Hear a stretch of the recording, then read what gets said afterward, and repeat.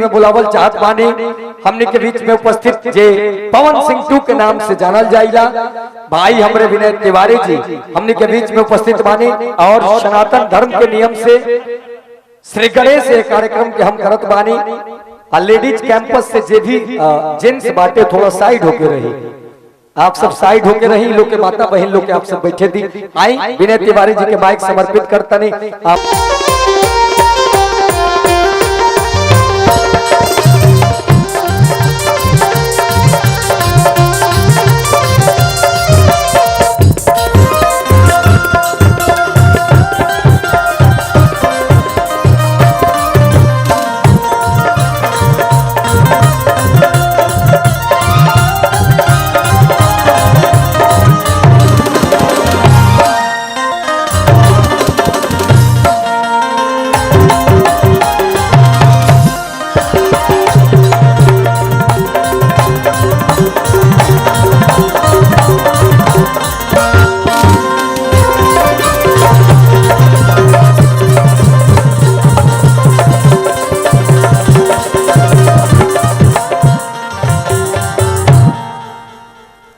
Hello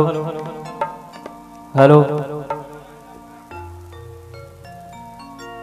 hello थोड़ा दिन delay बढ़ा दी भैया हेलो ऐसे नहीं हेलो कितना अच्छा लगा था कि आज माई बहन भैया चाचा माई के दरबार में सभी क्यों बैठल बा हम अबोध बालक विनय तिवारी मंच के बाएं दाएं सामने जे भी बैठल बा सब केहू के यही जा से पैर छू के प्रणाम करते हैं भैया एक बार ताली बजा के आशीर्वाद दे और भक्ति जागरण में मजा तबे आवेला भैया हो जब सब केहू ताली बजाई या सब केहू झूमत रही ना भैया तबे हमनियों के गांव में मजा आई तो हम एक बार सुने के चाहता नहीं कि आप सबके साथ मिली ना हो भैया एक बार तनी सब के चारों बगल से हाला करके बताओ कि साथ मिली देखी टुकुर टुकुर देखला से कोनो काम ना चली माई के जगराता में आई वानी जा एकदम मस्ती में झूम झूम के ताली बजावे के बाद और डांस भी करे के बाबे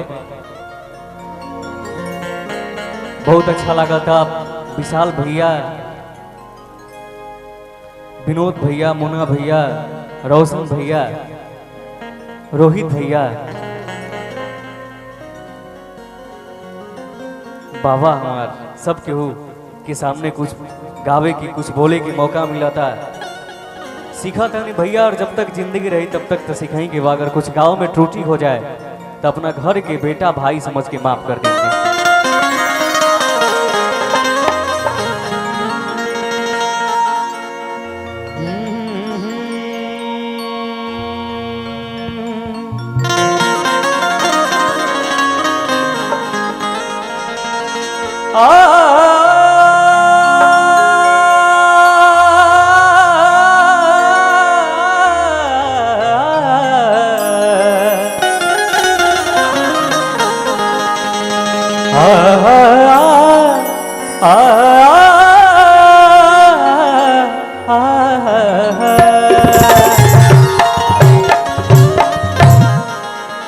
क्या बात है भैया जोड़ा ना बा आप सबके थोड़ा माई के लेवल उठाइए के रखा भैया आई एगो भक्ति गाना बा हमरे पे आधारित गाना बा ये भैया ओम जयंती मंगला काली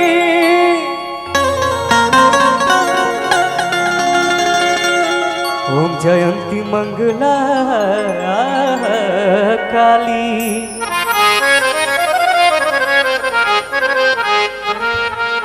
भद्र काली कपालिनी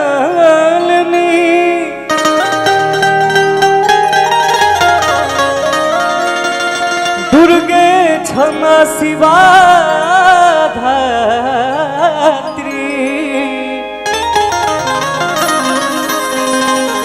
स्वाहा स्वधा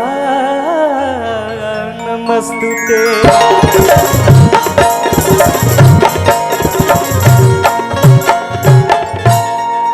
हम चाहते नहीं भैया कि माई के दरबार में आई बनी सभे तो सब केहू दोनों हाथ ऊपर उठा दे माई के जयकारा बोले खातिर। शर्माए के नहीं के सब केहू एक बार दोनों हाथ ऊपर उठाते हो जेके जेके भगवान दोनों हाथ दिले बड़े सब केहू भैया। भक्तियों में कंजूसी अरे वो सब तो होकबे करी लेकिन स्टार्टिंग बा माई के भजन होता तो सब केहू एक बार दोनों हाथ ऊपर उठा दे माई के नाम पर जयकारा बोले एक बार हमने के सब केहू आप सब भी उठा दी इतना ना शर्माए के चाहे। जब भगवान जी डांस कैले बड़े तो हमने के तो एगो इंसान नहीं जाए अब प्रेम से बोले के बाद बोली बोली सच्चे दरबार की क्या बात है। भैया एगो माइक दे देती थोड़ा भैया जी के।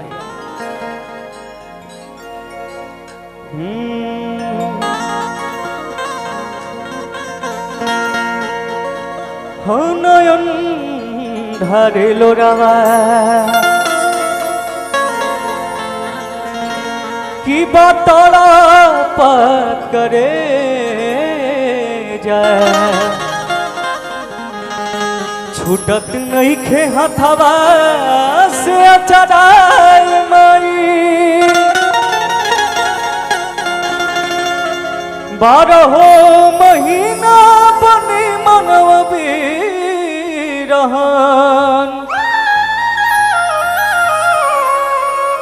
सह नहीं पाइब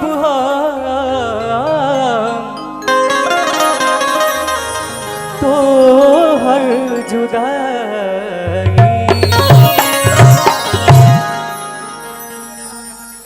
तनी भैया डीले बढ़ा दी।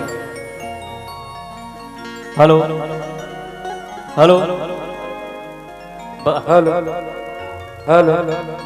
और तनी अच्छा लगा ट्रेवल कम करी करी। हेलो हेलो हेलो कहे के का भाव बा कि तोहरा दुआरा सिलम हर दुआर नहीं खे कि तोहरा माया से बड़ा संसार नहीं खे कि माई भइलू माया देलू जिंदगी सवा कि तोहरे चरण में सिरावा झुकावता झुकावता झुकावता कि माथे बनले हई चुनरिया हो कि तोहरे दया से बिनैया भजन गाता। एक के भाव में आवे एक बा भैया कि तोहरा दुआरा से लहर दुआर नहीं खे दुआर नहीं खे तोरा माया से बड़ा संसार नहीं खे तोरा माया से बड़ा संसार नहीं खे तोरा दुआरा से लहर दुआर नहीं खे तोरा माया से बड़ा संसार नहीं खे। माई भइलू माया देलू जिंदगी सवा माई भइलू माया देलू जिंदगी सवा बेटा तोसे असिसिया पावता पावता पावता कि माथे बनले हई चुनरिया हो कि तोहरे दया से बिनैया भजन गावता।